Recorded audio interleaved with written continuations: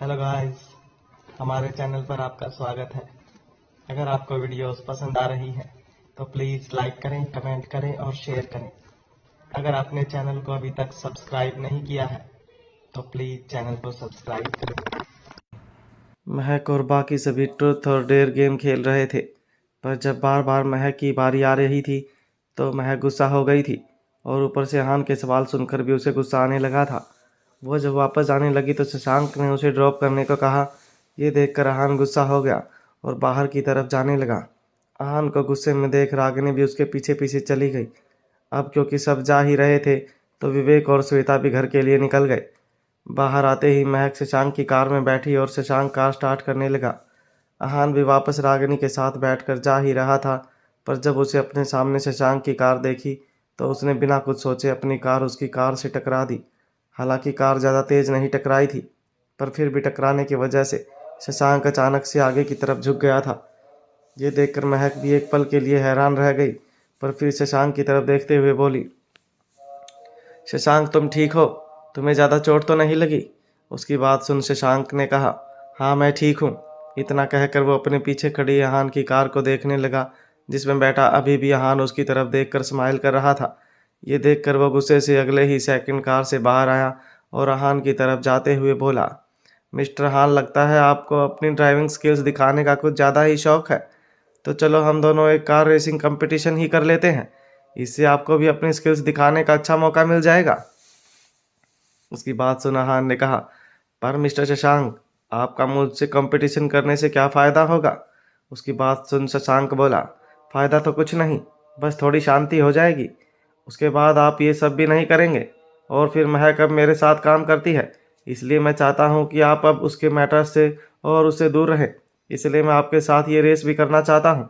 और आपको यही लगता है ना कि मैंने महक को बिना किसी टैलेंट के बस ऐसे ही ये जॉब दे दी, पर एक दिन मैं आपको ये बात भी प्रूव करके दिखाऊंगा कि मैंने महक को चुनकर कोई गलती नहीं की। वो सच में बहुत टैलेंटेड है और मैंने उसे उसी वजह से चुना है। मैं उसे टॉप तक पहुंचाऊंगा। भले ही शशांक कहान को पूरे कॉन्फिडेंस के साथ ये बात कह रहा हो कि वो उसे रेस करना चाहता है, पर यह बात भी बिल्कुल साफ थी कि उसके दूसरी तरफ आहान रायजादा था, जो हर चीज़ में बेस्ट था। उसकी बात सुन आहान ने उसकी तरफ देखते हुए कहा, पर तुम्हें क्यों लग रहा है कि मैं महक को आगे बढ़ने से रोकने की कोशिश कर रहा हूँ या उसे परेशान कर रहा हूँ? उसकी बात सुन शशांक बोला, वो अब मुझे नहीं पता, मुझे सिर्फ इतना पता है कि तुम महक को परेशान करना चाहते हो। वहीं अब तक रागिनी भी कार से बाहर आ गई थी और दूसरी तरफ महक भी। महक को आहान पर बहुत ज़्यादा गुस्सा आ रहा था। उसे लग रहा था कि आहान उसके साथ ये सब इसलिए कर रहा है क्योंकि वो शशांक के साथ मिलकर काम कर रही है। इसलिए वो आहान की तरफ बढ़ने लगी और उसके पास जाकर बोली, मिस्टर हान, ये कोई तरीका नहीं है कि आप जब चाहे किसी को भी परेशान करेंगे। होंगे आप मिस्टर हान रायजादा, पर आप दूसरों की लाइफ पर अपना हक नहीं जमा सकते। उसकी बात सुनकर आहान ने उसे कुछ नहीं कहा, बस उसे घूर कर देखने लगा। तभी शशांक ने फिर कहा, यस मिस्टर हान, अगर आपको लगता है कि आप कुछ भी कर सकते हैं और किसी को भी हरा सकते हैं तो आप मेरे साथ रेस के लिए मान क्यों नहीं रहे? चलिए एक एक राउंड हो जाए। तब हान ने उसकी तरफ देखते हुए कहा, ऑल राइट, अगर तुम मुझसे रेस करने के लिए इतने ही डिस्परेट हो तो चलो, आई एम रेडी। हालांकि महक नहीं चाहती थी कि यहाँ कोई भी फालतू का झगड़ा हो, पर हान और शशांक की जिद देखकर साफ पता लग रहा था कि उसकी नहीं चलने वाली है। इसलिए उसने कुछ नहीं कहा और वो लोग कार रेस के लिए माउंटेन रोड की तरफ चले गए। वहां चलकर उन्होंने एक स्टार्टिंग पॉइंट डिसाइड किया और फिर कहीं दूर जाकर एक एंडिंग लाइन बना दी। ये रेस दो हिस्सों में होनी थी, पहली स्टार्टिंग पॉइंट से एंडिंग लाइन तक और दूसरी एंडिंग लाइन से स्टार्टिंग लाइन तक। उसके बाद आहान और शशांक अपनी कार में बैठ गए। आहान के चेहरे पर अभी भी स्माइल थी। उसने शशांक की तरफ देखकर थोड़ी तेज आवाज में कहा, वैसे इन सब का कोई फायदा नहीं है, because I know the result. और फिर अगले ही सेकंड उसने अपनी कार स्टार्ट कर दी। माउंटेन रोड को चुनने का सबसे बड़ा फ़ायदा ये था कि यहाँ डिस्टर्ब करने वाला कोई नहीं था, तो वही इसका सबसे बड़ा लॉस ये था कि यहाँ की सड़क ऊबड़ खाबड़ थी। दोनों कार्स फुल स्पीड में आगे की तरफ बढ़ गई। इस वक्त आहान की कार पहले आगे जा रही थी, पर धीरे धीरे शशांक की कार भी आहान के बराबर आ गई थी। यहाँ के रास्ते भी बहुत सकड़े थे और घुमावदार थे, पर फिर भी दोनों एक दूसरे को बराबर की टक्कर दे रहे थे। जल्द ही एंडिंग लाइन भी आ गई थी। पर ये क्या, यहाँ तो दोनों ही बिल्कुल बराबर पहुंचे थे। पर अभी भी खुद को साबित करने का वक्त नहीं निकला था, क्योंकि स्टार्टिंग लाइन पर वापस पहुंचकर ही रेस खत्म होनी थी।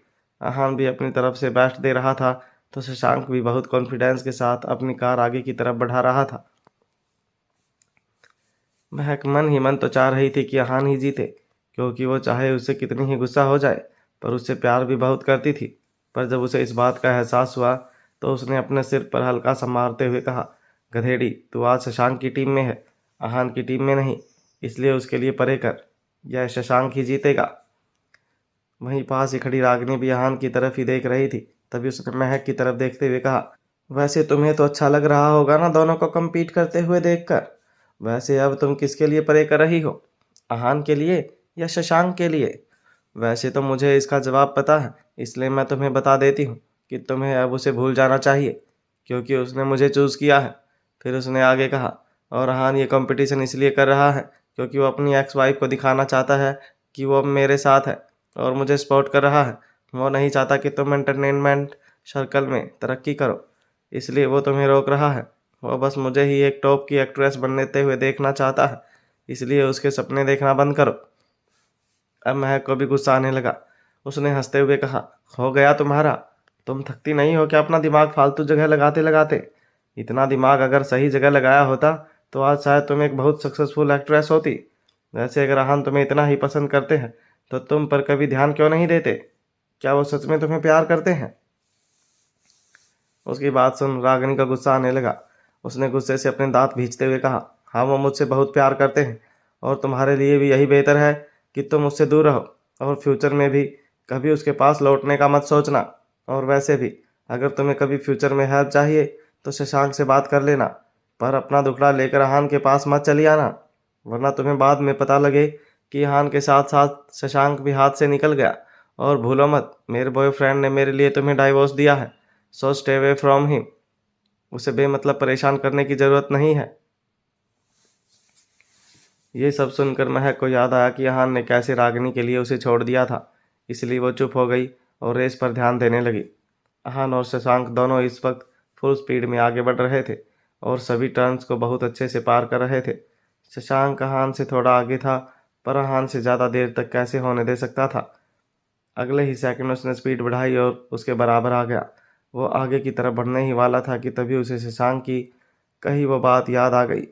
अगर वो हार गया तो महक से और उसके मैटर से हमेशा दूर रहेगा।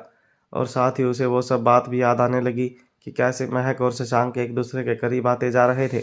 इसलिए ये बात आहान से बर्दाश्त नहीं हुई और उसे गुस्सा आने लगा। उसने जानबूझकर अपनी कार को एक बार फिर से शशांक की कार की तरफ बढ़ा दिया। ये देखकर तो एक पल के लिए खुद शशांक ही हैरान रह गया, पर वो अपने लिए कोई एक्शन ले पाता उससे पहले ही शशांक की कार पास वाली पहाड़ी से टकरा गई। कार डैमेज के साथ साथ टकराने की वजह से शशांक को भी चोट लग गई और उसकी कार वहीं रुक गई। इन सब में हान स्टार्टिंग लाइन से आगे निकल गया और रेस जीत गया। ये देखकर महक की आंखें तो जैसे हैरानी से बाहर ही निकल गई थी। उसे यकीन नहीं हो रहा था कि हान उसे परेशान करने के लिए और ये कंपटीशन जीतने के लिए ऐसा कुछ भी कर सकता है। अगले ही सेकंड वो खुद को संभालते हुए तुरंत शशांक की तरफ भागी। शशांक! उसे देखकर साफ पता लग रहा था कि शशांक को सच में बहुत चोट आई थी। उसने जल्दी से कार का दरवाज़ा खोला और उसके पास जाकर बोली, शशांक, शशांक, क्या आप ठीक हैं? वहीं जब रागिनी ने यह देखा तो वो भी एक पल के लिए हैरान रह गई। वो हैरानी से जल्दी जल्दी में शशांक की तरफ गई और फिर महक की हेल्प करते हुए शशांक को ड्राइविंग सीट से बाहर निकालने में हेल्प करने लगी। शशांक को बहुत सी जगह पर चोट आई थी और टकराने की वजह से उसके होठों से, सिर से और स्पेशली पैरों से बहुत खून निकल रहा था। अब तक आहान भी उसके पास आ गया था। वही शशांक को नीचे लिटाकर महक ने फिर से हिलाते हुए कहा, शशांक, होश में आओ। शशांक की ऐसी हालत देखकर महक के पास ही खड़े आहान की तरफ गुस्से से देखा और अपनी आंखों को बड़ा करते हुए कहा, ये सब आपने जानबूझकर किया ना? मुझे नहीं पता था कि आप सिर्फ एक रेस को जीतने के लिए इतना गिर सकते हैं। आहान ने भी बड़ी बेशर्मी से कहा, हाँ मैंने ये जानबूझकर ही किया है। इतना कहकर वो शशांक की तरफ देखने लगा, जो इस वक्त दर्द से कराह रहा था। हालांकि आहान ऐसा कुछ करना तो नहीं चाहता था, पर उससे ये बात बर्दाश्त नहीं हो रही थी कि कोई और महक के करीब आ रहा था। और इसका एक रीज़न ये भी था कि हान खुद चाहता था कि महक उसे नफरत करे और उसे दूर चली जाए, तो उसके लिए ये सब तो करना जरूरी था। हालांकि शशांक को कोई इतनी भयंकर भी चोट नहीं आई थी कि वो मरने ही वाला था, पर अभी भी हान का ऐसा एटीट्यूड देखकर महक ने उसे गुस्से में कहा, और कितना गिरेंगे आप हान? आप कैसे किसी को चोट पहुंचाने का सोच सकते हैं? पर हान ने उसे कोई जवाब नहीं दिया और चुपचाप वही सब खड़ा देखता रहा। वहीं महक को शशांक की ऐसी हालत देखकर सच में बहुत गुस्सा आ रहा था, क्योंकि ये सब वो एक तरह से उसके लिए ही कर रहा था। वो नहीं चाहता था कि हान महक के लिए और कोई परेशानी खड़ी करे उसकी जॉब या करियर को लेकर। उसने शशांक से कहा, शशांक आप फिक्र मत कीजिए, मैं जल्द ही आपको हॉस्पिटल ले चलूंगी, आप ठीक हो जाएंगे, बस आप थोड़ी देर हिम्मत रखिए। इस वक्त वो हान से कोई हेल्प नहीं लेना चाहती थी, इसलिए उसने पहले शशांक को हॉस्पिटल ले जाने के लिए कार स्टार्ट करके देखा कि वो काम कर भी रही है या नहीं, पर कार खराब हो चुकी थी। उसे कुछ समझ नहीं आ रहा था कि वो करे तो क्या करे। उसने जल्दी से अपना फ़ोन ट्राई करने की कोशिश की, पर पहाड़ी रास्ता होने की वजह से वहाँ सिग्नल भी नहीं था। महक को समझ नहीं आ रहा था कि वो क्या करे। शशांक का बहुत खून बह रहा था, उसे जल्द से जल्द हॉस्पिटल पहुंचाना जरूरी था। आखिर महक ने बिना और एक सेकंड की देरी करे अहान की तरफ देखते हुए कहा, ये सब आपकी वजह से हुआ है, तो अब आपको ही इन्हें हॉस्पिटल पहुंचाना होगा। रागिनी भी शशांक के लिए बुरा नहीं चाहती थी, क्योंकि उसने भी पहले उसकी जान बचाई थी और उसकी बहुत सी बार हेल्प की थी। उसने भी अहान की तरफ देखते हुए कहा, अहान प्लीज़ शशांक को हॉस्पिटल तक ड्रॉप कर दो, उसे सच में बहुत चोट लगी है, और वैसे रेस तो तुम जीत ही चुके हो, तो इन सब से क्या फ़ायदा, प्लीज़ हेल्प हिम। पर अहान ने अब भी कुछ नहीं कहा। यह देखकर महक का दिमाग खराब हो गया। उसने गुस्से से अहान की टाई खींचते हुए कहा, आप खड़े खड़े देख क्या रहे हैं, उनकी हेल्प कीजिए। क्या आपको दिख नहीं रहा कि उन्हें कितनी जगह चोट आई है और कितना खून बह रहा है? अगर ज़्यादा खून बह गया तो उन्हें खतरा भी हो सकता है। और जो किया है मैंने किया है ना, मैंने उनके साथ कॉन्ट्रैक्ट साइन किया, मैं उनके साथ काम करना चाहती थी, तो आपको जो करना है मेरे साथ करो। आप बेवजह शशांक को बीच में क्यों ले रहे हैं? आप उन्हें ऐसे परेशान नहीं कर सकते, और आप दोनों तो दोस्त भी हैं ना, कम से कम उसी नाते उनकी हेल्प कर दीजिए। पर अहान ने अब भी मना करते हुए कहा, वो मेरा कोई दोस्त नहीं है, और अगर मेरी किसी चीज़ को मैं अपने पास नहीं रख सकता तो इसका मतलब ये नहीं कि उसे ये ले लेगा। उसने अपने मन में कहा, अगर वो मेरे दोस्त होता तो क्या मेरे डाइवोर्स के तुरंत बाद ही मेरी वाइफ के साथ फ्लर्ट करने की और उसके करीब जाने की कोशिश करता? महक को उसकी बात समझ नहीं आई, पर शशांक की ऐसी हालत देखकर उसकी आंखों से आंसू गिरने लगे थे। उसने रोते हुए कहा, प्लीज़ इनकी हेल्प कर दीजिए, अगर इन्हें वक्त पर हॉस्पिटल नहीं ले जाया गया तो इनकी जान को भी खतरा हो सकता है, प्लीज़। उसे रोता हुआ देखकर अहान को गुस्सा आ गया। उसने कहा, तुम किसी और के लिए इतना कैसे रो सकती हो, चुप हो जाओ। तभी रागिनी ने भी अहान से कहा, अहान, महक ठीक कह रही है, देखो शशांक ने भी मेरी एक्सीडेंट के वक्त हेल्प की थी, तो प्लीज़ तुम भी उसकी हेल्प कर दो। अहान ने कहा, मुझे उससे कोई फर्क नहीं पड़ता। महक की आंखों से आंसू निकलते जा रहे थे। तभी महक ने कहा, अहान प्लीज़ शशांक की हेल्प कर दो, मैं आपके आगे भीख मांगती हूँ। उसकी बात सुन अहान ने महक के करीब आकर उसकी हेल्प करने के बदले एक ऐसी शर्त रखी कि वो हैरान रह गई। उसकी बात सुन महक हैरानी से उसकी तरफ देखने लगी।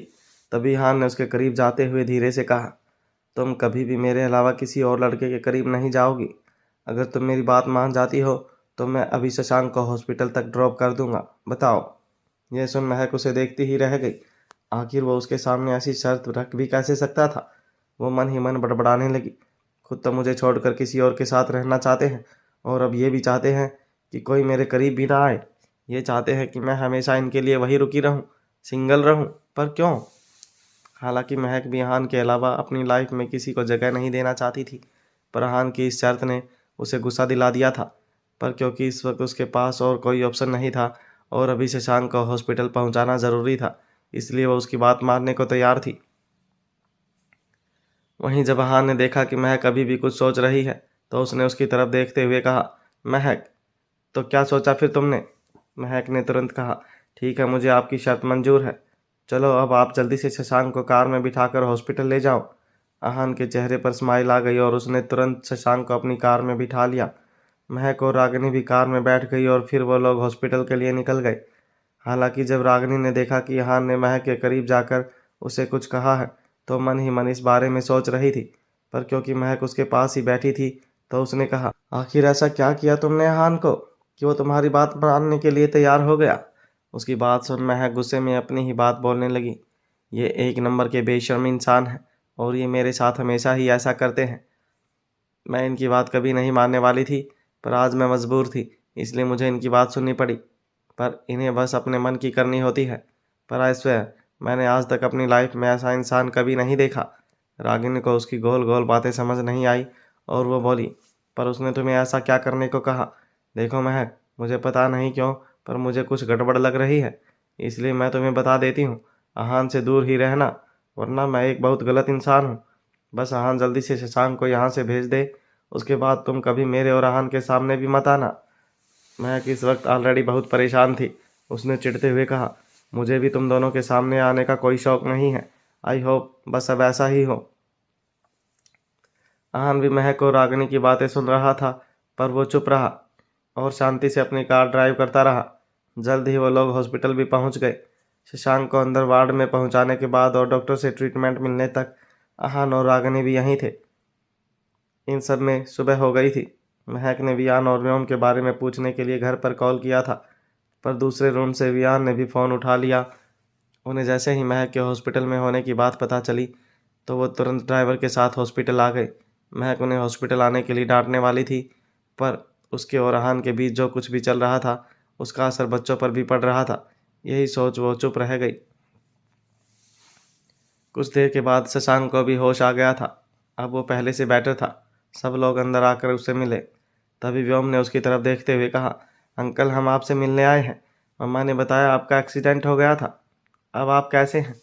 उसकी बात सुन शशांक ने प्यार से उसके सिर पर हाथ रखते हुए कहा, थैंक यू बच्चों, पर अब मैं बिल्कुल ठीक हूँ। बस एक छोटा सा एक्सीडेंट था, मुझे ज़्यादा कुछ नहीं हुआ।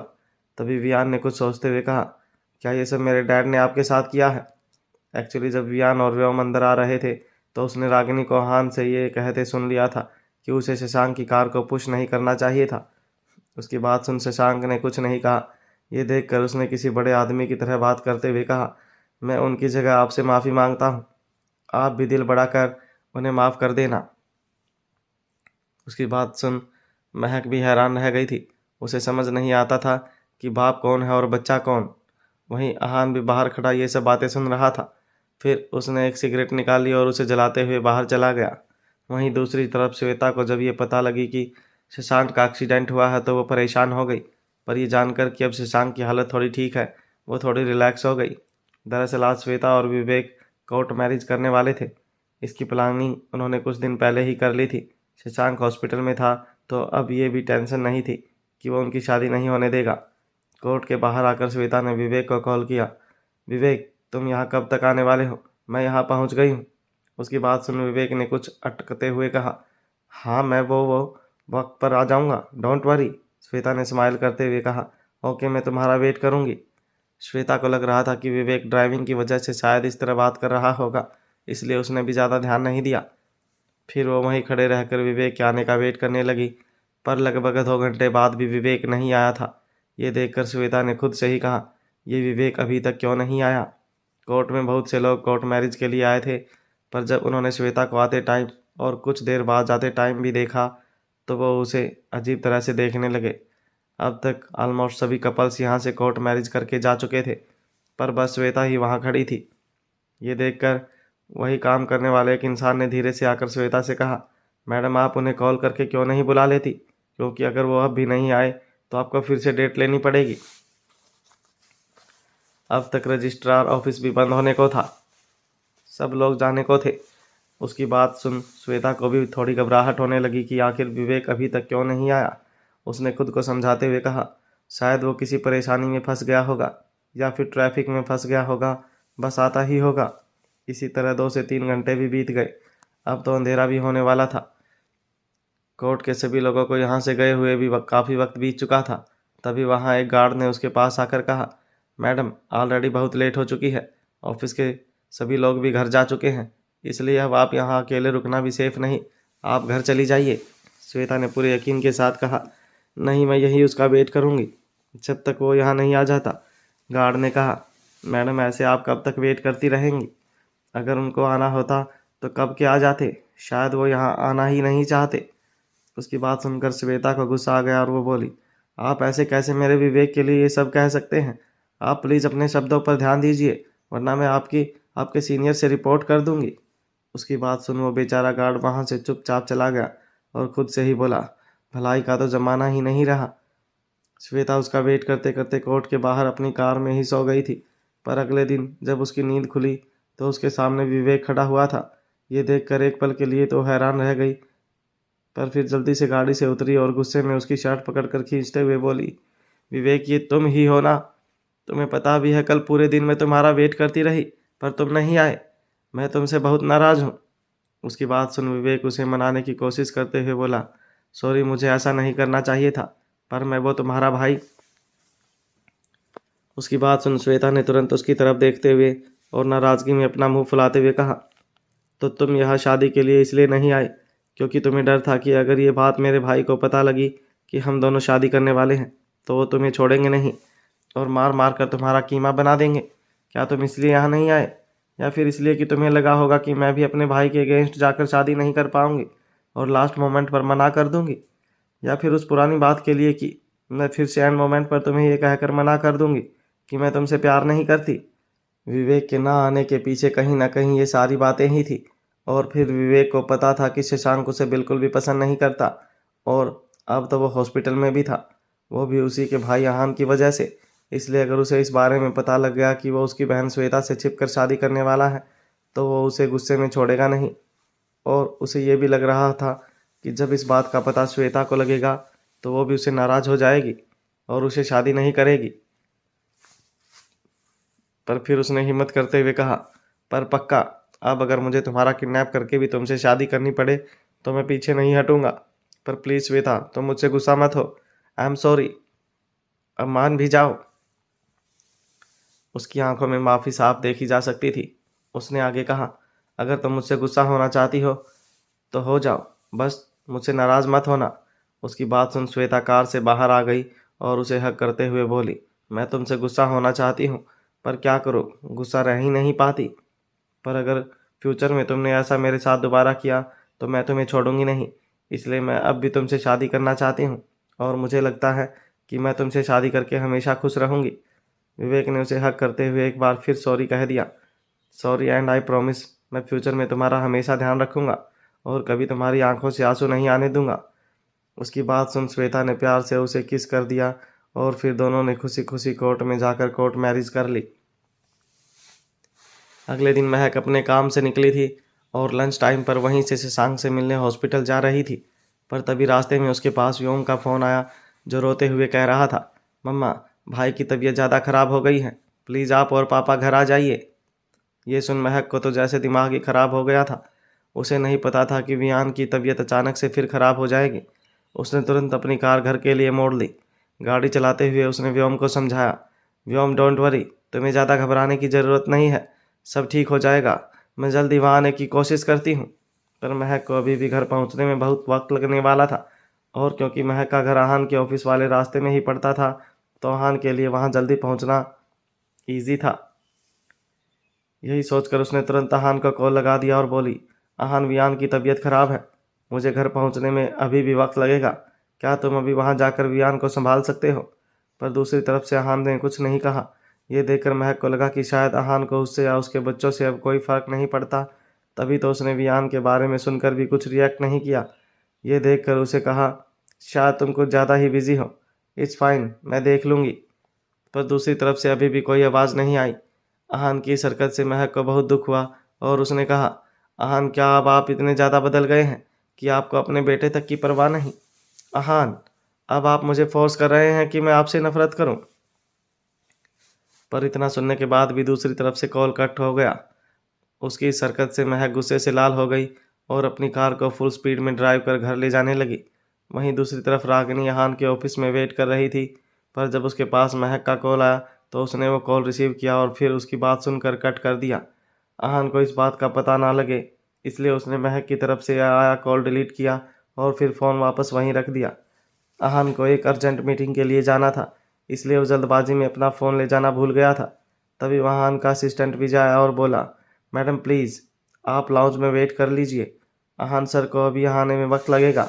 उसकी बात सुन रागिनी को याद आया कि ये वही असिस्टेंट है जो अक्सर महक के साथ उसकी हाँ में हाँ मिलाता रहता है। रागिनी ने उससे कहा, तो मुझे लाउंज तक ड्रॉप कर दो और ये मेरा पर्स भी उठा कर ले चलो। उसकी बात सुन विजय बोला, सॉरी मैडम, पर मैं ये नहीं कर सकता, ये मेरा काम नहीं है और मैं आपका नहीं बल्कि मिस्टर हान का पर्सनल असिस्टेंट हूँ। उसकी बात सुनकर रागिनी ने उसे गुस्से से देखते हुए कहा, तुम्हारी हिम्मत कैसे हुई मुझे मना करने की? क्या तुम मेरे साथ इसलिए ऐसा बिहेव कर रहे हो क्योंकि तुम्हें लग रहा है कि ऐसा करके तुम महक की नज़रों में छा जाओगे और हान तुम्हारी सैलरी बढ़ा देगा? पर मैं तुम्हारा ये डाउट क्लियर करना चाहती हूँ कि अब हान मेरे साथ है और फ्यूचर में मिसेज रायजादा मैं बनने वाली हूँ, तो तुम्हारी भलाई इसी में है कि तुम अब मेरा कहा माना करो, क्योंकि अब मेरा भी ऑफिस में आना जाना लगा रहेगा। उसकी बात सुनकर विजय ने हैरान होते हुए कहा, नहीं ऐसा कैसे हो सकता है? आहान सर और महक मैडम तो एक दूसरे को बहुत प्यार करते हैं। उसकी बात सुनकर रागिनी बोली, नहीं, आहान सिर्फ मुझसे प्यार करता है, समझे? इसलिए अगर तुम चाहते हो कि तुम्हारी जॉब को कोई खतरा न हो तो जैसा मैं कहूँ बस वैसा करते रहो, तुम्हारी जॉब बची रहेगी, वरना एक झटके में तुम्हें बाहर निकलवा फेंकूंगी। पर अगले ही सेकंड वहां आहान आ गया। उसे देखते ही रागिनी ने इनोसेंट बनते हुए और विजय पर इल्जाम लगाते हुए कहा, आहान क्या ये असिस्टेंट यहाँ नया आया है? सच कहूँ तो इसे बातें करने का भी तरीका नहीं पता। पता नहीं तुमने इसे अपना असिस्टेंट कैसे बना लिया। तुम्हें पता है मैंने तो सिर्फ इसे लाउंज तक छोड़कर आने को कहा था, पर इसने मना कर दिया और मुझे कुछ भी कहने लगा, मेरी इंसल्ट करने लगा। रागिनी की बात सुनकर आहान के असिस्टेंट विजय ने कहा, सर मिस रागिनी मुझ पर बेवजह इल्जाम लगा रही हैं। इन्होंने मुझे अपना पर्स उठाकर बाहर रखने को कहा तो मैंने बस उन्हें ये कहा कि मैं आपका असिस्टेंट हूँ तो ये काम नहीं कर पाऊंगा। पर तब से ये मुझे ना जाने क्या क्या कहे जा रही हैं। ये मुझे कह रही हैं कि ये मुझे जॉब से निकाल देंगी। वहीं रागिनी को मन ही मन इस बात पर गुस्सा आ रहा था कि हान के इस मामूली से असिस्टेंट ने उसे मना करने की हिम्मत की और अब उसके अगेंस्ट जाने की भी हिम्मत कर रहा था। इसलिए वो गुस्से से बोली, तुम्हारी ये हिम्मत कि तुम अब मेरी बुराई भी कर रहे हो? तुम्हारी औकात नहीं है मेरे सामने खड़े होने की भी? बड़े आए मेरे सामने मुंह चलाने वाले। भूलो मत तुम बस यहाँ एक असिस्टेंट हो, कोई यहाँ के ओनर नहीं। जब भी मैं हूँ रागिनी त्रिपाठी, नरेंद्र त्रिपाठी की बेटी, इसलिए मुझसे बदतमीजी करने के जुर्म में तुम्हें तो ये जॉब अब छोड़कर जाना ही होगा। उसकी बात सुन आहान उसे चुप रहने के लिए बोलने लगा, रागिनी तुम बेवजह बात को बढ़ा रही हो, जाने दो, मैं इसे बाद में अच्छे से बिहेव करने को कह दूंगा। पर तभी विजय बोला, नहीं सर, अब इसकी ज़रूरत नहीं पड़ेगी और मिस रागिनी मैं भी यहाँ अब काम नहीं कर पाऊंगा। आहान सर के साथ काम करने में मुझे बहुत मज़ा आया और ये एक बहुत अच्छे इंसान हैं, पर अब क्योंकि आपका यहाँ आना जाना होता रहेगा तो मैं आपका काम और ऑर्डर्स नहीं ले पाऊंगा, इसलिए मैं खुद ही इस जॉब से रिज़ाइन कर रहा हूँ। और हाँ मिस रागिनी, मिसेस महक एक बहुत अच्छी इंसान है और मिस्टर हान के साथ आपसे ज़्यादा वो अच्छी लगती हैं। Thank you. इतना कहकर विजय वहाँ से चला गया। वहीं दूसरी तरफ महक भी अब तक घर पहुँच चुकी थी, पर वियान को देखते ही महक घबरा गई और उसके सिर पर हाथ लगाकर देखने लगी। वो प्यार से उसका सिर सहलाते हुए बोली, क्या हुआ मेरे बच्चे को, तबीयत खराब हो गई? मैंने कहा था ना सर्दी ज़्यादा है, अच्छे से स्वेटर और कैप लगा कर रखो, लेकिन तो मेरी बात कभी नहीं सुनते, इसलिए इतने बीमार पड़ते हो। चलो हम अभी हॉस्पिटल चलते हैं। तभी वियान ने खांसते हुए प्यार से कहा, मैं ठीक हूँ मम्मा, बस थोड़ा सा फीवर ही तो आया है, बस थोड़ी देर सो जाता हूँ, नींद से मेरी आंखें अपने आप बंद हो रही हैं। वियान की ऐसी हालत देखकर महक को बहुत बुरा लग रहा था। तभी वियान ने फिर कहा, मम्मा पापा अभी तक यहाँ क्यों नहीं आए? आपने उन्हें कॉल किया, वो बिजी थे? उसकी बात सुनकर महक की आंखें आंसुओं से भर गई। वो ये सोचने लगी कि उसके बच्चे यहाँ पापा पापा कहते नहीं थक रहे और वहाँ आन को उनकी कुछ नहीं पड़ी, वो बस खुद में और रागनी में ही उलझा हुआ है। महक को चुप देखकर वियान फिर बोला, कोई बात नहीं मम्मा, पापा फ़ोन नहीं उठा पाए होंगे, आप उन्हें फिर से कॉल करके बता दो कि मुझे उनकी याद आ रही है। उसकी बात सुन महक ने कहा, वियान पहले हम हॉस्पिटल चलते हैं, तब तक वहाँ तुम्हारे पापा भी आ जाएंगे। इतना कहकर महक वियान और व्योम को अपनी कार में लेकर हॉस्पिटल के लिए निकल गई। महक इस वक्त कार वियान की वजह से थोड़ा स्लो चला रही थी। तभी उसने उसकी तरफ देखते हुए कहा, वियान, व्योम, तुम दोनों थोड़ा ध्यान से बैठ जाओ। मैं कार को थोड़ा फास्ट चलाने जा रही हूँ और सीट बेल्ट भी अच्छे से लगा लेना।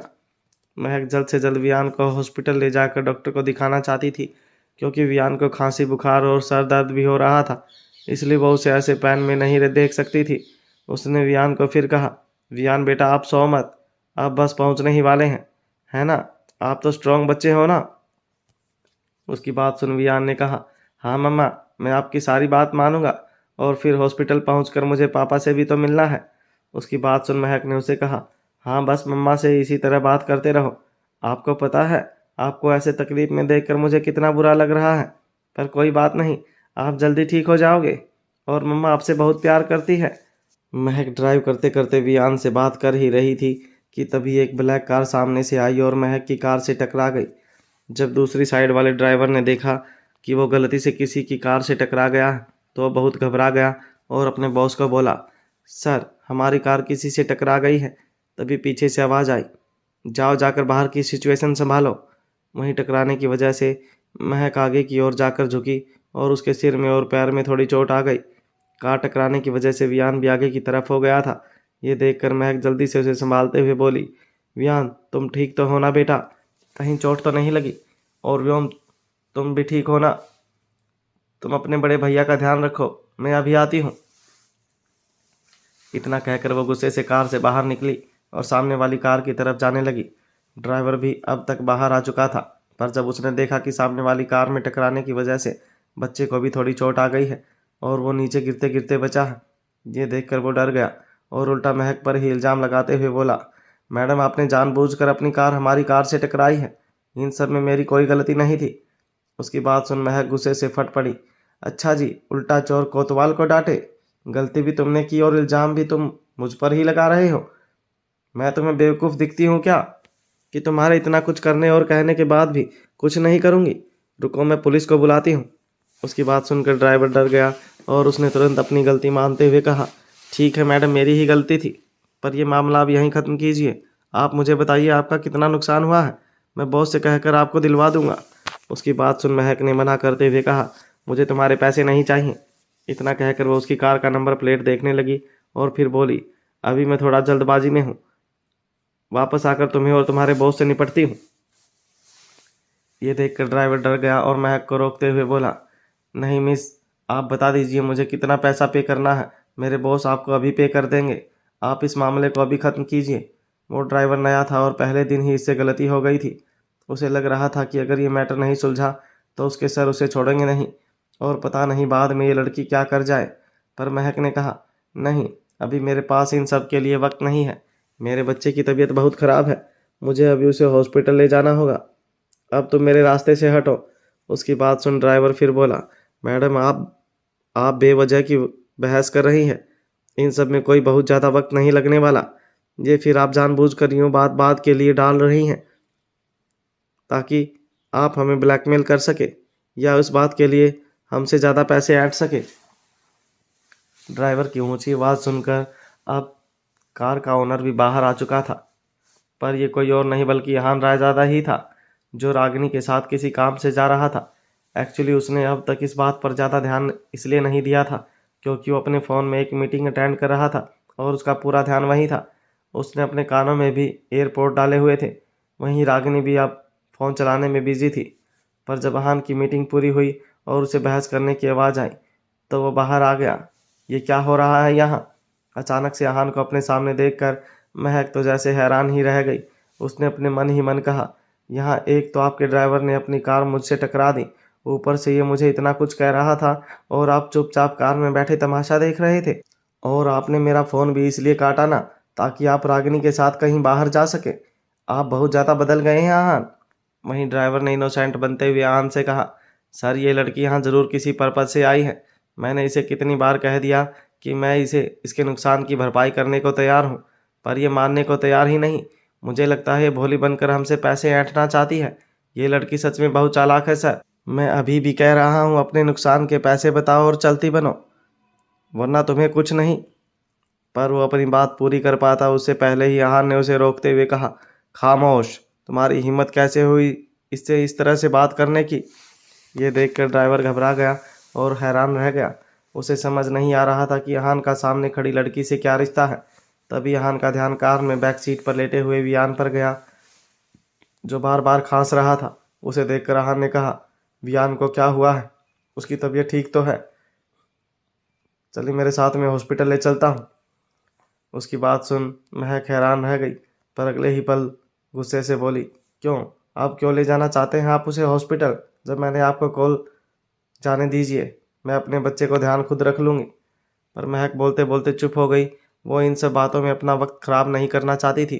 वही ये देखकर अब तक रागिनी भी डर गई थी कि कहीं महक अहान को ये ना बता दे कि उसने उसे कॉल किया था, वरना उसे पता लग जाएगा कि रागिनी ने उसका फ़ोन काट दिया था। वहीं जब वियान और व्योम ने अहान को देखा तो वो भी खुश हो गए। उसके बाद अहान ने दोनों को और महक को कार में बिठाया और वापस जाने लगा। पर तभी वियान ने कहा, इन आंटी से मुझे बहुत अजीब सी स्मेल आ रही है, जिससे मुझे प्रॉब्लम हो रही है। मैं ऐसे इनके साथ वहाँ नहीं जा पाऊंगा। उसकी बात सुन रागिनी उसे हैरानी से देखने लगी। पर तभी अहान ने तुरंत एक्शन लेते हुए कहा, रागिनी तुम टैक्सी लेकर वापस चली जाओ या दूसरी कार पिक करने के लिए बुलवा लो। वियान को तुम्हारे परफ्यूम से प्रॉब्लम हो रही है, इसलिए तुम्हें उतरना होगा। उसकी बात सुन रागिनी उसे हैरानी से देखती रह गई, पर न चाहते हुए भी उसे कार से उतरना पड़ा। उसके बाद अहान की कार हॉस्पिटल की तरफ मुड़ गई। वहां जाकर उसने डॉक्टर से कहा, डॉक्टर प्लीज़ वियान को देखिए, इसकी तबीयत कुछ ज़्यादा ही ख़राब है। प्लीज़ कोई ऐसी दवाई दीजिए जिसे ये जल्द से जल्द ठीक हो जाए। पर तभी डॉक्टर ने कहा, पर दवाई से ज़्यादा इस वक्त इंजेक्शन असर करेगा, मैं वही लगा देता हूँ, इसे तुरंत असर दिखना शुरू हो जाएगा। पर डॉक्टर की बात सुनते ही वियान ने मना करते हुए कहा, नहीं मुझे इंजेक्शन नहीं लगवाना, मुझे इससे डर लगता है। अहान ने उसे समझाते हुए कहा, नहीं बेटा, इंजेक्शन से कोई दर्द नहीं होता। लास्ट टाइम भी तुमने अच्छे बच्चे की तरह इंजेक्शन लगवाया था, तो इस बार भी तुम पापा और मम्मा का राजा बेटा बनकर जल्दी से इंजेक्शन लगवा लो। अच्छा, मैं तुम्हें एक कहानी सुना देता हूँ, बताओ तुम कौन सी कहानी सुनना चाहोगे? अहान वियान को बातों में उलझा कर रखने की कोशिश कर रहा था। इनमें ही सुदेश ने मौके का फायदा उठाकर उसको इंजेक्शन लगा दिया। इंजेक्शन लगने की वजह से वियान एक बार तो उछला, पर फिर नॉर्मल हो गया। उसने कहा, पापा मुझे दर्द हो रहा है। उसकी बात सुन वियान ने उसे प्यार से समझाते हुए कहा, बस बस बच्चा, अब तुम्हें आराम आ जाएगा और फिर तुम जल्दी से ठीक हो जाओगे। इसके बाद फिर तुम्हें इंजेक्शन लगवाने या दवा लेने की ज़रूरत ही नहीं पड़ेगी। अहान वियान से बात कर ही रहा था और व्योम भी शांति से ही बैठा था। तभी अचानक से महक को चक्कर आ गए और वो नीचे गिर गई। कुछ दिनों से उसे कुछ ज़्यादा ही वीकनेस फील हो रही थी। जैसे ही अहान और दोनों बच्चों ने महक को बेहोश होकर नीचे गिरता हुआ देखा तो वो हैरान ही रह गए, क्योंकि महक अभी तो सब कितना अच्छे से संभाल रही थी, अब उसकी तबीयत खराब कैसे हो गई थी। तभी जल्दी से डॉक्टर आगे आए और नर्स की मदद से महक को बेड पर लिटवा कर उसे देखने लगे। कुछ देर बाद उन्होंने अहान से कहा, डोंट वरी मिस्टर रायजादा, बस थोड़ी वीकनेस है। शायद पिछले कुछ दिनों से ये अपनी सेहत पर बिल्कुल ध्यान नहीं दे रही हैं, इसलिए ये सब हो रहा है। बस इन्हें थोड़ा ध्यान रखने का कहो, बाकी सब ठीक है। उसकी बात सुन अहान ने हाँ में सिर हिला दिया। दोनों बच्चे भी अब थोड़ा रिलैक्स हो गए थे। वियान को थोड़ा आराम मिलने की वजह से नींद लग गई थी। व्योम भी उसी के पास बैठा बैठा सो गया था। कुछ देर बाद जब महक की आंखें खुली तो वो अहान के पुराने घर में थी। अहान दोनों बच्चों को भी यहीं ले आया था और वो दूसरे रूम में सो रहे थे। महक को खुद नहीं पता था कि अचानक से हॉस्पिटल में उसकी आंखों के आगे अंधेरा कैसे छा गया था और वो कैसे बेहोश हो गई थी। जब वो उठकर बैठी तो उसे अहान का चेहरा दिखाई दिया। उसे देखते ही वो बोला, तुम जग गई, अब ठीक हो? महक बोली, हाँ, मैं कब से यहाँ सो रही हूँ और मुझे क्या हो गया था? अहान ने शांत आवाज़ में कहा, घबराने वाली बात नहीं है, बस कमज़ोरी की वजह से तुम्हें चक्कर आ गए थे। पर अगर तुम अपना थोड़ा ध्यान रखो और पूरा रेस्ट करो तो ठीक हो जाओगी। महक पिछले कुछ दिनों से सेलिब्रिटी बनने और अपने फिगर को मेंटेन करने के लिए कुछ ज़्यादा ही ध्यान दे रही थी और ऊपर से उसे अपने दोनों बच्चों को भी संभालना पड़ रहा था। इन्हीं सब में उसे वीकनेस आ गई थी।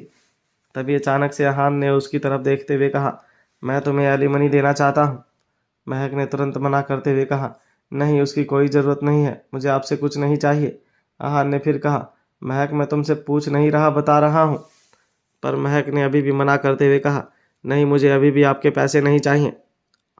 आप अब मुझसे डाइवोर्स लेकर अलग हो चुके हैं, इसलिए अब मेरा आप पर या आपकी किसी भी चीज़ पर कोई हक नहीं है, इसलिए मैं आपसे कोई पैसे नहीं ले सकती। अहान चिढ़ते हुए बोला, महक तुम इतनी ज़िद्दी क्यों हो? आप जो भी समझो, पर मुझे आपसे कुछ नहीं चाहिए। उसकी ज़िद देख अहान को भी गुस्सा आ गया। उसने उसे कमर से पकड़ अपने करीब खींच लिया। अहान ने महक को मनाते हुए कहा, महक तुम्हें फॉर्मेलिटी करने की ज़रूरत नहीं है। मैं कोई तुम्हें बहुत बड़ी रकम नहीं दे रहा। ये रकम सिर्फ तुम्हारा ख्याल रखने के लिए है। मुझे नहीं लगता तुम्हें इसे लेने के लिए मना करना चाहिए। हम बस एक नॉर्मल कपल की तरह अलग हो रहे हैं। महक ने अहान को उल्टा जवाब देते हुए कहा, मुझे आपका दिया 1 रुपया भी नहीं चाहिए, क्योंकि मुझे वो बेईमानी की कमाई लगती है। महक की बात सुनकर अहान बहुत हैरान हो गया। आखिर वो उसके पैसे को बेईमानी की कमाई क्यों कह रही थी। उसने कहा, मेरे पैसे ईमानदारी से कमाए हुए हैं। तुम इस तरह बेईमानी की कमाई कहकर मेरी बेइज्जती नहीं कर सकती। महक के पास इस वक्त अहान के साथ कुछ भी बहस करने का वक्त नहीं था। उसने कहा, मैं जाकर वियान की तबीयत देख कर आती हूँ। अपनी बात कहकर जैसे ही महक वियान के रूम में जाने लगी, अचानक से उसे चक्कर आ गए और वो गिर गई।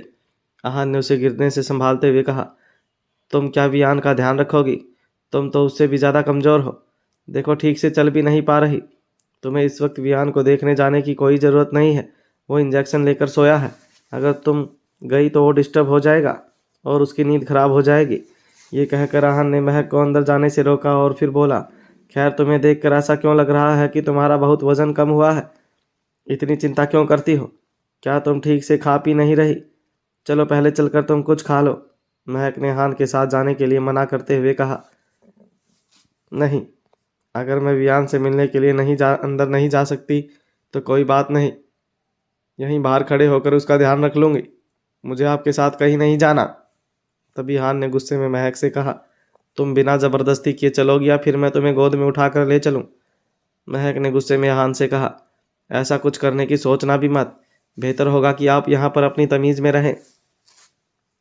अहान समझ गया था कि महक इतनी आसानी से उसके साथ खाना खाने के लिए नहीं जाने वाली है, इसलिए उसने कहा, अच्छा ठीक है, अगर तुमने मेरे साथ चलकर खाना नहीं खाया तो तुम्हारी तबीयत और ख़राब हो जाएगी और तब मैं तुम्हें वियान से बिल्कुल मिलने जाने नहीं दूंगा।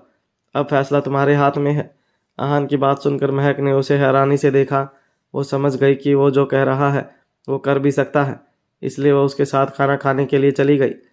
खाना खाने के बाद जब वो दोबारा से वियान के रूम की तरफ आए तो उन्होंने देखा दरवाजे पर व्योम खड़ा था। व्योम ने कहा, वियान अभी अभी सोने गया है। पापा ने कहा कि हम अभी अंदर नहीं जा सकते। महक ने व्योम को जवाब दिया, हाँ हाँ, मैं कोई वियान को नींद से डिस्टर्ब करने नहीं जा रही। मैं तो सिर्फ एक बार देखने जा रही थी। खैर, तुम यहाँ कब आए और ऐसे स्कूल यूनिफॉर्म में क्यों हो?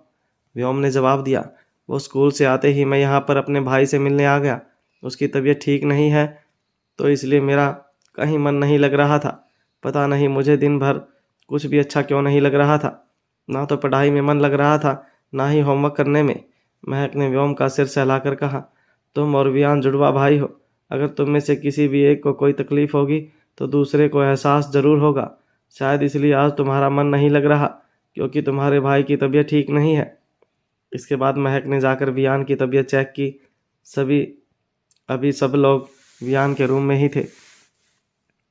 तब अहान ने महक से कहा, देखो महक, जब भी आगे वियान या व्योम की तबीयत इस तरह खराब हो तो प्लीज़ फ़ोन करके बता देना। इस तरह अकेले सब कुछ सहते मत रहना। मैंने आपको फ़ोन किया था लेकिन आपने मेरा फ़ोन नहीं उठाया। महक के ये कहते ही अहान ने हैरानी से अपना फ़ोन देखा और कहा, नहीं, मेरे पास तो तुम्हारा कोई फ़ोन नहीं आया। लगता है आप शायद बिज़ी होंगे, इसलिए आपने देखा नहीं होगा, लेकिन मैंने आपको फ़ोन कर दिया था। अहान हैरानी से अपना फ़ोन देख रहा था कि तभी वहाँ रागिनी आ गई। उसने अहान से आकर बड़े ही बनावटी अंदाज में कहा, क्या कहा डॉक्टर ने? अचानक से क्या हो गया वियान को? अहान ने गुस्से में रागिनी को देखा और कहा, तुम्हारी हिम्मत कैसे हुई मेरे मोबाइल को हाथ लगाने की? रागिनी ने घबराते हुए जवाब दिया, ये तुम क्या कह रहे हो अहान? मैंने कब तुम्हारे मोबाइल को हाथ लगाया? मैं तुम्हें एक आखिरी मौका दे रहा हूँ रागिनी, अपनी गलती मानकर माफ़ी मांगने का। क्या तुमने मेरे फ़ोन को हाथ लगाया था? क्या तुमने महक का फ़ोन काटा था? अहान ने देख लिया था कि महक सच बोल रही थी। उसने उसे वाकई में फ़ोन किया था, मगर वो फ़ोन उठा नहीं पाया था। उस वक्त वो रागिनी के पास था और वो समझ गया था कि अगर उसे महक के फ़ोन का पता नहीं था तो ज़रूर रागिनी ने उसके फ़ोन में उस टाइम पर कुछ तो गड़बड़ की होगी। आखिरकार रागिनी ने अपनी गलती मान ली। उसने सर झुकाकर अहान से कहा, मेरा ऐसा करने का कोई मकसद नहीं था। वो तो बस, तुम्हारा दिमाग खराब है क्या? तुम समझती क्या हो अपने आप को? मैंने तुमसे कहा था ना मेरे बच्चों से दूर रहने के लिए, तुम्हें समझ नहीं आया?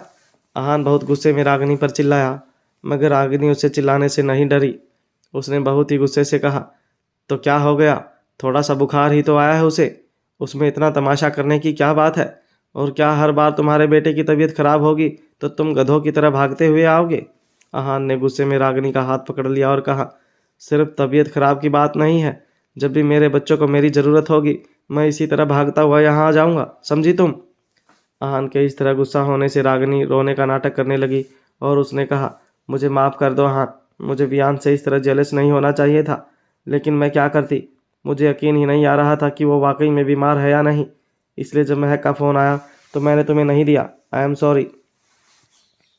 आहान ने रागिनी को जवाब दिया, शुक्र मनाओ कि इस वक्त वियान की तबीयत ज़्यादा खराब नहीं है। रागिनी ने रोते हुए ही कहा, मैं अभी के अभी वियान से जाकर माफ़ी मांग लेती हूँ, उस बच्चे को भी मेरी इस लापरवाही की वजह से बहुत तकलीफ सहनी पड़ी होगी।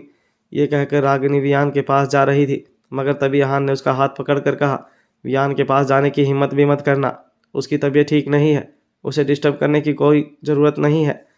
ठीक है आहान, जैसा तुम्हें ठीक लगे, रागिनी ने सिर झुकाकर कहा। इस वक्त उसके पास आहान की बदतमीजी सहने के अलावा कोई रास्ता भी नहीं था। जब तक आहान उसे शादी नहीं कर लेता तब तक वो उसे ये सब सहना ही था। आहान ने गुस्से में रागिनी से कहा, अब तुम्हें तुम्हारी गलती का एहसास हो गया है ना, तो जाओ यहाँ से, वियान की तबीयत ठीक नहीं है, उसे तुम्हें यहाँ देखकर बिल्कुल अच्छा नहीं लगेगा। आहान का गुस्सा ठंडा करने के लिए रागिनी ने ज़बरदस्ती उसे गले लगा लिया और बोली, मेरी वजह से तुम्हें और वियान को जो भी तकलीफ़ हुई है उसके लिए मुझे माफ़ कर दो। मैं समझती हूँ कि वियान की ख़राब तबीयत देखकर तुम पर क्या बीती होगी, लेकिन सच में मेरा ऐसा कोई इरादा नहीं था, प्लीज़ मुझे गलत मत समझो। आहान ने रागिनी से कहा, मैं तुम्हारी बात समझ गया, लेकिन इस वक्त बस तुम जाओ यहाँ से। रागिनी निराशा से वहाँ से चली गई। वहाँ से जाने के बाद रागिनी पूरा वक्त यही सोच रही थी कि आहान अपने दोनों बच्चों से बहुत प्यार करता है और उसे दोनों में से किसी एक बच्चे को दिल तो जीतना ही पड़ेगा, मगर किसका? वो दोनों बच्चे तो रागिनी से बहुत ही शिद्दत से नफरत करते थे। रागिनी को लग रहा था कि व्योम को अपने काबू में रखना आसान काम है, क्योंकि वो छोटा है और बड़बोला भी। इसलिए अगले ही दिन स्कूल के बाद रागिनी व्योम को आहान के ऑफिस ले गई थी। ऑफिस में आहान एक ज़रूरी मीटिंग में था। काफ़ी देर तक इंतजार करने के बाद भी जब आहान नहीं आया तो रागिनी ने कहा, व्योम बेटा तुम्हें भूख लगी होगी ना, जब तक तुम्हारे पापा आते हैं तब तक मैं तुम्हें खाना खिला देती हूँ। ये कहकर रागिनी उसे अपने हाथ से खाना खिलाने लगी।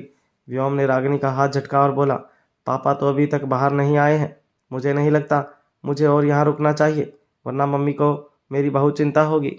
उन्हें बोलकर भी नहीं आए हैं हम, मैं लंच मम्मी के साथ ही कर लूँगा। मैं अभी ड्राइवर अंकल से कहता हूँ मुझे मम्मी के पास ले जाने के लिए। व्योम मेरी बात तो सुनो ज़रा, क्यों भागे जा रहे हो तुम? रागिनी व्योम को बाहर जाने से रोकने के लिए उसके पीछे भागी, मगर तभी आहान आ गया। आहान को देखकर व्योम ने उसे गले से लगा लिया। पापा मैंने आपको बहुत मिस किया। व्योम को अपने सामने इस तरह देखकर आहान बहुत हैरान था। उसने कहा, तुम यहाँ क्या कर रहे हो और किसके साथ आए हो तुम यहाँ? व्योम ने रागिनी को देखकर जवाब दिया, आंटी मुझे लेकर आई हैं यहाँ पर, उन्होंने कहा कि आपने बुलाया है। तब रागिनी ने आहान को सफाई देते हुए कहा, दरअसल मैं देख रही थी कि बहुत दिनों से तुमने बच्चों के साथ कुछ क्वालिटी टाइम स्पेंड नहीं किया, तो मैंने सोचा कि क्यों ना मैं व्योम को यहाँ तुमसे मिलवाने के लिए ले आऊँ, क्योंकि वियान की तो अभी तबीयत ठीक नहीं है, इसलिए वो आ नहीं सकता। आहान ने कहा, क्या व्योम की मम्मी को पता है कि वो यहाँ पर हमारे साथ है? रागिनी ने बड़े आराम से जवाब दिया, मैं नौकर को बोल कर आई थी, उन्होंने उसे बता दिया होगा। आहान ने उसके आगे रागिनी से कोई बहस नहीं की और उसने व्योम से पूछा, व्योम तुमने लंच किया? व्योम ने जवाब दिया, नहीं पापा, आज मम्मी वियान की तबीयत का ध्यान रखने में बिजी थी, तो इसलिए उन्होंने मुझे बाहर से ही सैंडविच खाने के लिए कह दिया था। आहान ने व्योम को गोदी में उठाया और बोला, महक महक बीना, खैर चलो घर पर, मैं तुम्हें घर का खाना बनाकर खिलाता हूँ। जब व्योम और आहान कैबिन के बाहर निकल रहे थे तो व्योम ने रोना सा मुंह बनाकर कहा, पापा आंटी से कहो ना यहीं रहने के लिए, मैं नहीं चाहता वो हमारे साथ घर आए। रागिनी वहीं रुक गई तो आहान ने कहा, रागिनी तुम ड्राइवर के साथ चली जाना, मैं व्योम को घर लेकर जाता हूँ। इसके आगे रागिनी के पास कहने के लिए कुछ नहीं था। व्योम बहुत ही चालाकी से देख रहा था। उसे क्या लगा था कि वो उसे बहला फुसला कर अपनी तरफ कर लेगी? बिल्कुल भी नहीं।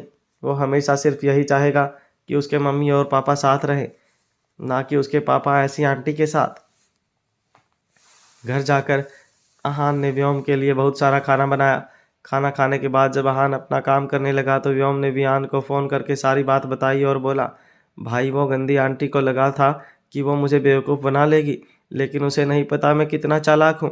मैं पापा को उस गंदी आंटी के साथ अकेला कभी नहीं छोड़ूंगा, हमेशा यहीं उन दोनों के बीच में रहूंगा। व्योम की बात सुनकर वियान ने बड़ी ही निराशा से कहा, पापा को बुरी आंटी से दूर रखने के लिए अगर तुम वहां रहोगे तो उसका मतलब तुम यहाँ पर मेरे और मम्मी के साथ नहीं रहना चाहते। व्योम ने जवाब दिया, भाई ऐसी कोई बात नहीं है, मैं तो बस ये चाहता हूँ कि कुछ भी करके हमारे मम्मी पापा एक बार फिर से एक हो जाए। वियान ने कहा, सच कहूँ तो मैं अब नहीं चाहता कि मेरी मम्मी उस आदमी के साथ रहे जो उनका इतना परेशान करता है। ये कहकर व्योम ने फोन रख दिया। उसी रात को वो सोने के लिए आहान के कमरे में चला गया। व्योम ने कमरे में जाकर आहान से कहा, पापा मुझे नींद नहीं आ रही, मैं आपके साथ सोना चाहता हूँ। आहान ने बहुत ही प्यार से खुली बाहों से व्योम को अंदर बुलाया और कहा, हाँ बेटा, आओ ना अंदर, तुम वहाँ क्यों खड़े हो, आओ अंदर, आज मैं तुम्हें स्टोरी सुनाकर सुलाऊंगा। व्योम जाकर खुशी से आहान के पास बेड पर लेट गया और उससे बात करते करते जोर जोर से रोने लगा। आहान ने उसे चुप करते हुए कहा, क्या हो गया, तुम रो क्यों रहे हो, तुम्हारी तबीयत तो ठीक है या फिर तुम्हें मम्मी की याद आ रही है। जब व्योम ने कोई जवाब नहीं दिया तो आहान ने आगे कहा, कहीं तुम्हें अपने भाई की चिंता तो नहीं हो रही, अगर ऐसा है तो सुन लो बेटा, तुम्हारे भाई की तबीयत एकदम ठीक है, तुम्हें इतनी चिंता करने की ज़रूरत नहीं है। व्योम ने रोते रोते कहा, नहीं पापा, बात वो नहीं है, चिंता मुझे वियान की नहीं बल्कि मम्मी की है। आप मम्मी को इतना परेशान करते हैं कि वो रोज़ रात को इसी तरह रोती हैं, जैसे तो उनकी लाइफ में कोई हैप्पीनेस ही ना हो, और हमें पता है कि वो आपको याद करके ही ऐसे रोती हैं। आप मम्मी के साथ ऐसा बिहेव क्यों करते हो पापा, आप मम्मी के साथ अच्छे से क्यों नहीं रहते। व्योम को रोता देख आहान का दिल पिघल गया। उसने उसके माथे को चूमते हुए कहा, चिंता मत करो व्योम, अब मैं तुमसे प्रॉमिस करता हूँ कि तुम्हारी मम्मी का अच्छे से ख्याल रखूंगा और उन्हें कभी भी रोने नहीं दूंगा। आहान के वादे से व्योम को तसल्ली मिली। आहान ने मन ही मन कहा, मेरी वजह से महक को बहुत तकलीफ हुई है, मैं कोशिश करूंगा कि उसे खुश रख सकूं, फिर चाहे उसके लिए मुझे प्रॉपर्टी शेयर्स किसी भी चीज़ से क्यों ना हाथ धोना पड़े। उसकी बात सुन व्योम खुश हो गया और बोला, पक्का ना पापा। आहान ने स्माइल करते हुए हाँ में सिर हिला दिया, पर उसे समझ नहीं आ रहा था कि वो आखिर ये सब कैसे करेगा। यही सब सोचते सोचते आहान की भी आंख लग गई। अगले दिन सुबह उठकर आहान जब ऑफिस के लिए जा रहा था तो वो कुछ सोचते हुए व्योम से बोला, व्योम तुम कल रात में कह रहे थे ना तुम्हारी मम्मा की याद आ रही है, तो चलो मैं तुम्हें वहाँ घर पर ड्रॉप कर देता हूँ, इसी बहाने तुम अपने भाई से भी मिल लेना, और वैसे भी अब तुम्हारी कुछ दिन छुट्टियाँ तो हैं, तब तक तुम अपने भाई के साथ ही रहो। उसकी बात सुन वियान पहले तो खुश हो गया, पर फिर अगले ही पल थोड़ा नाखुश होते हुए और अपना मुंह फुलाते हुए बोला, पर पापा आपने तो कल कहा था कि आप सब ठीक कर दोगे और अब सब हम मिलकर एक हैप्पी फैमिली बन जाएंगे, वो सब आप कब करोगे। उसकी मासूम बातें सुन आहान ने उसके सिर पर हाथ रखते हुए कहा, व्योम इसलिए तो मैं तुम्हें महक के पास लेकर जा रहा हूँ ताकि मैं तुम दोनों नन्हे शैतानों को भी अपने प्लान में शामिल कर सकूं और महक मुझे माफ़ करके मेरे साथ वापस आ जाए। आहान की बात सुन व्योम अपना छोटा सा दिमाग चलाते हुए और एक्साइटेड होते हुए बोला, पर पापा आप ऐसा कौन सा प्लान बना रहे हैं, ये तो बताओ। आहान ने उसकी तरफ स्माइल करते हुए और उसके सिर पर हाथ रखते हुए कहा, पहले तुम अपनी मम्मा के घर तो चलो, फिर मैं तुम्हें और वियान को साथ में बताता हूँ। उसकी बात सुन व्योम खुश हो गया और फिर वो खुशी खुशी आहान के साथ महक के अपार्टमेंट के लिए निकल गया। जल्द ही वो लोग वहां पहुंच गए। घर जाते ही व्योम भागते हुए महक के पास गया और उसे हग करते हुए प्यार से बोला, मम्मा आई मिस्ड यू मम्मा, आपको पता है मुझे कल रात में आपकी बहुत याद आई, क्यों आपको मेरी याद नहीं आती। उसकी बात सुन महक ने उससे क्यों भी गालों पर किस करते हुए कहा, मेरा बच्चा, मम्मा ने भी आपको बहुत याद किया, कोई बात नहीं, अब तो तुम मेरे पास वापस आ गए हो ना। इतना कहकर महक उसके कभी बालों पर तो कभी उसके गालों पर प्यार से हाथ फेर रही थी। आहान पास ही खड़ा ये सब देख रहा था। तभी महक की नज़र भी आहान पर गई। वो अपना मुंह फुलाते हुए उससे बोली, आप यहाँ यहाँ क्यों आए हैं, अब तो छोड़ दिया ना आपने व्योम को यहाँ, अब जाइए आप अपने ऑफिस, आपको देर हो रही है। उसकी बात सुन आहान बोला, नहीं मैं आज थोड़ा फ्री हूँ तो अपने बच्चों के साथ कुछ देर यहीं बिताऊंगा, तुम्हें कुछ काम तो तुम चली जाओ। उसकी बात सुन महक ने उससे कहा, ठीक है मैं जा रही हूँ, पर आपको यहाँ मैंने कुछ देर रुकने की ही परमिशन दी है, बच्चों से मिलकर आप वापस चले जाइएगा, कहीं यहीं पर रुकने का प्लान मत बना लीजिएगा। इतना कहकर वो तुरंत वहाँ से चली गई। उसकी बात सुन आहान के चेहरे पर हल्की सी स्माइल आ गई वो खुद से ही बड़बड़ाते हुए बोला, हाँ प्लान तो अब हमेशा तुम्हारे पास रुकने का ही बना रहा हूँ, बस तुम मान जाओ। उसे स्माइल करते हुए देख अब तक चुप खड़ा वियान भी यहान के पास आ गया और उसकी तरफ थोड़ा नाराजगी दिखाते हुए बोला, आप ऐसे हंस क्यों रहे हैं? मेरी मम्मा ने जोक मारा है क्या? मैं आपको पहले ही बता देता हूँ, मैं भी अपनी मम्मा के साइड ही हूँ, और अगर आप यहाँ ज़्यादा देर रुके तो मैं उन्हें कॉल करके सब बता दूंगा। उसकी बात सुन अहान ने उसे प्यार से अपनी गोद में उठाते हुए कहा, अब भी अपने पापा से इतना नाराज़ हो? अब तो माफ़ कर दो मुझे, एंड आई प्रॉमिस मैं आगे से तुम्हारी मम्मा को कभी परेशान नहीं करूँगा। पर उसके लिए तुम्हें मेरी एक हेल्प करनी पड़ेगी। बताओ क्या तुम मेरी हेल्प करोगे? बियान अहान की तरफ देखकर कुछ सोचने लगा और फिर बोला, पक्का? आप मेरी मम्मा को फिर से परेशान नहीं करोगे ना? बस बैड आंटी के लिए, उस बैड आंटी के लिए भी नहीं ना? अहान ने ना में सिर हिला दिया। तभी व्योम ने भी अपने भाई के कंधे पर हाथ रखते हुए कहा, हाँ भाई, पापा सच कह रहे हैं, उन्होंने मुझे इस बार पक्का वाला प्रॉमिस किया है, इसलिए आप भी अब उनकी बात मान जाओ और उनके प्लान में शामिल हो जाओ। इतना कहकर फिर वो तीनों एक दूसरे के पास खड़े होकर अपना प्लान बनाने लगे।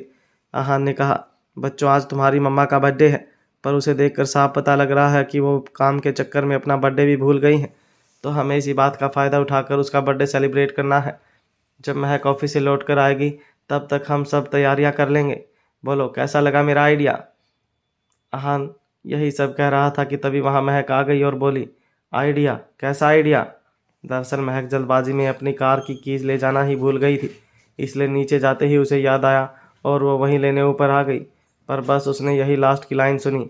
उसकी बात सुन एक पल के लिए सभी हैरान हो गए, पर फिर तीनों एक साथ बोले, आइडिया? कौन सा आइडिया? अच्छा, हम तो सब साथ में गेम खेलने का प्लान बना रहे थे। उन्हें इस तरह अजीब तरह से बोलते हुए देख महक बोली, ठीक है, पर तुम सब ऐसे घबराए हुए क्यों बोल रहे हो, जैसे मैंने तुम्हारी चोरी पकड़ ली हो? तभी वियान ने थोड़ा सिंसियर बिहेव करते हुए कहा, ऐसा कुछ नहीं है मम्मा, आपको मुझ पर तो यकीन है ना? अच्छा, अब आप जल्दी से जाकर अपना काम खत्म कर लो।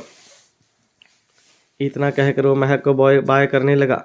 महक को भी देर हो रही थी, इसलिए फिर वो भी वहाँ से चली गई, पर फिर भी उसके मन में ऐसी वाइब्स आ रही थी जैसे ये तीनों मिलकर कुछ न कुछ खिचड़ी पका रहे हों।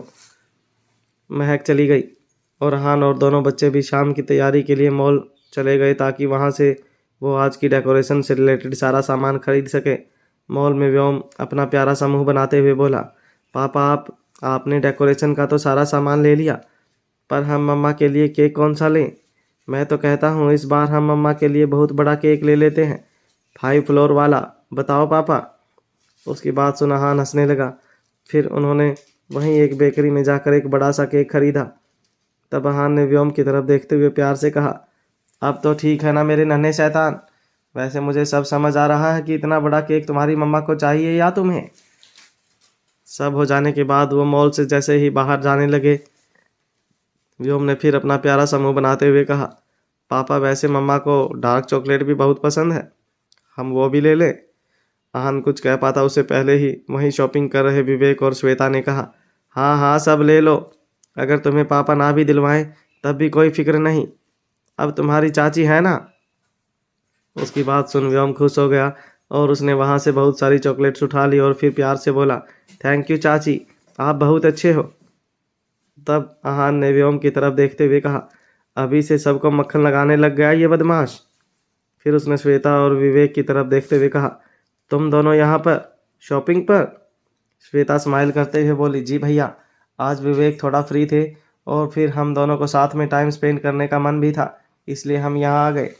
उसकी बात सुन आहान ने विवेक की तरफ हल्की सी स्माइल करते हुए कहा, अच्छा अच्छा, देन कैरी ऑन, फिर मैं तुम दोनों को ज़्यादा डिस्टर्ब नहीं करूँगा। वियान, व्योम, चाचा चाची को बाय करो। बाय चाचा, बाय चाची। और फिर सब घर के लिए चले गए। हालांकि अहान बीच में एक ज्वेलरी की शॉप पर भी रुका था, जहां से वो महक के लिए कुछ गिफ्ट लेकर आया था। सारी शॉपिंग हो जाने के बाद आते आते उन लोगों को दोपहर के 2 बज चुके थे। घर आकर अहान महक के रूम में आकर उसके बर्थडे की डेकोरेशन खुद अपने हाथों से करने लगा। उसने पूरा रूम बहुत खूबसूरती से सजा दिया। बच्चे भी बराबर अहान की हेल्प कर रहे थे। डेकोरेशन के बाद वियान ने काउच पर बैठते हुए और झूठ मूठ के अपने पसीने पोंछते हुए अहान की तरफ देख कर कहा, देखा, इसे कहते हैं अच्छे बच्चे, हम दोनों कैसे अपने मम्मी पापा को करीब लाने के लिए कितनी मेहनत कर रहे हैं। पर हाँ, आज मैं और व्योम आपको और मम्मा को एक साथ ला कर रहेंगे, पिंकी प्रॉमिस। उसकी प्यारी प्यारी और मासूमियत भरी बातें सुनकर अहान ने उसे कहा, अच्छा बाबा ठीक है, पर तुम प्लीज़ अब ये अपनी मम्मी वाली वर्ड्स यूज़ करना बंद करो।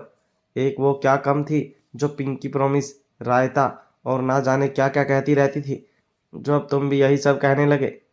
अहान की बात सुन व्योम बीच में बोला, हाँ पापा, मुझे भी यही लगता है कि भाई मम्मा के पास रहकर उनके जैसे ही बनते जा रहे हैं। उसकी बात सुन अहान ने कहा, अच्छा अब ये सब छोड़ो, अब हमारे पास वक्त बहुत कम है और मुझे तुम्हारी मम्मा के लिए उनकी पसंद का कुछ बनाना भी है, इसलिए मैं अब किचन का काम संभालता हूँ। उसकी बात सुन वियान और व्योम तुरंत बोले, आपके साथ साथ हम भी अपनी मम्मा के लिए कुछ इंटरेस्टिंग सा बनाएंगे। इतना कहकर व्योम और वियान दोनों हाथ पकड़कर किचन की तरफ चले गए। उनकी बात सुन अहान भी स्माइल करते हुए किचन में चला गया। फिर वो तीनों मिलकर कुकिंग करने लगे। अहान ने महक के लिए पनीर टिक्का, मोमोज और इडली सांभर बनाए थे, जबकि वियान और व्योम तो अभी ये बच्चे थे, उसके वो दोनों मिलकर भी ज़्यादा कुछ नहीं बना पाए थे। उन दोनों ने सब कुछ खुद से करने के लिए अहान की भी हेल्प नहीं ली और इंटरनेट पर वीडियो देखकर कुछ बनाने की कोशिश करने लगे, पर सब कुछ बहुत टफ था और उन्हें कुछ समझ नहीं आ रहा था। ये देखकर व्योम बोला, भैया ये सब तो बहुत मुश्किल है, अब हम क्या करें? ऐसे तो हम अब कुछ बना ही नहीं पाएंगे और अब तो हम पापा से भी हेल्प नहीं ले सकते, वरना हमारी छोटी सी नाक उनके सामने कट जाएगी। कि पहले तो उनके कहने पर हमने उनकी हेल्प नहीं ली और अब उनसे हेल्प लेने आ गए।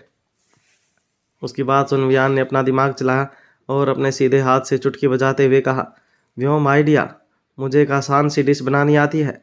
इतना कहकर उसने फ्रिज से ब्रेड का पैकेट निकाला और उसमें से 2 ब्रेड निकाल कर उसमें ऑलरेडी कटे हुए टमाटर प्याज भर दिए। फिर सॉस और नमकीन डालकर उसे एक प्लेट में रखते हुए बोला, हमारी डिश रेडी है। लास्ट में उसने उस पर टमाटो सॉस से एक स्माइली भी बना दिया। सब तैयारियां हो चुकी थी। वियान, व्योम और हान अच्छे से रेडी होकर महक के आने का ही वेट कर रहे थे, पर यह इंतज़ार भी जल्द ही ख़त्म हो गया क्योंकि महक वहाँ आ चुकी थी। उसने जैसे ही मेन डोर खोलकर घर में एंटर किया, वो चारों तरफ अंधेरा ही अंधेरा था। ये देखकर महक एक पल के लिए तो हैरान ही हो गई, पर अगले ही सेकंड लाइट का बटन ढूंढते हुए वो उस ऑन करने लगी। पर तभी हान और दोनों बच्चों ने एक साथ चिल्लाया। वो लाइट ऑन करते हुए बोले, हैप्पी बर्थडे महक, हैप्पी बर्थडे मम्मा।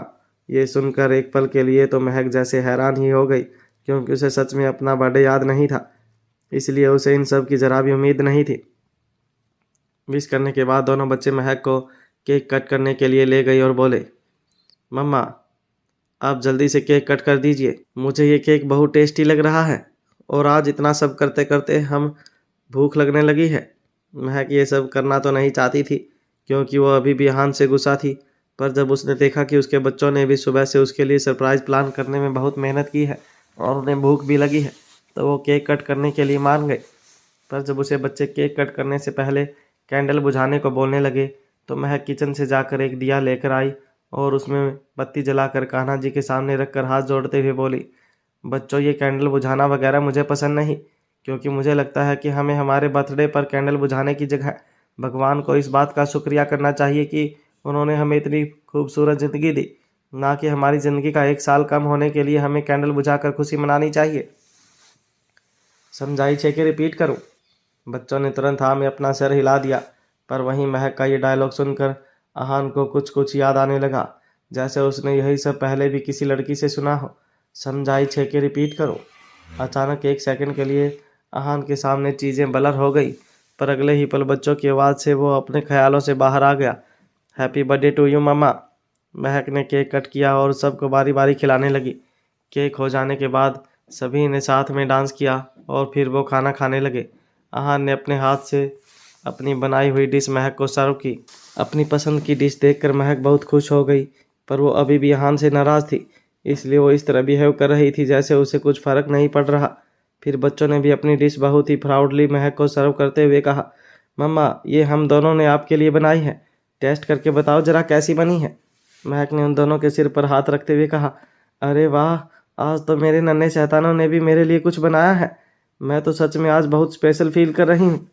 इतना कहकर वो सैंडविच ट्राई करते हुए बोली, बहुत अच्छा है, वेरी टेस्टी, थैंक यू, आज मेरा दिन इतना स्पेशल बनाने के लिए।